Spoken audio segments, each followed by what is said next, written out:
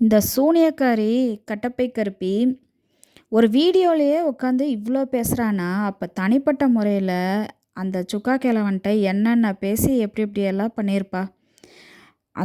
அந்த கிழவன் இன்னைக்கு காலையில வீடியோல, ஆ இவ புருஷன பத்தி பேசி, இவளுடைய ஃபேமிலியோடைய டாபிக் எடுத்து பேசினா, அப்படியே டைவர்ட் பண்ணி இவங்க ஃபேமிலிய பத்தி பேச வச்சுட்டா.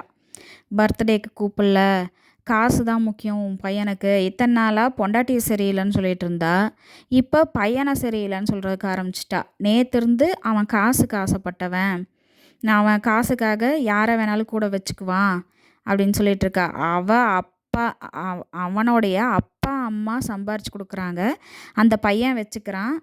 பேரனுக்கு இவங்க செய்யறாங்க.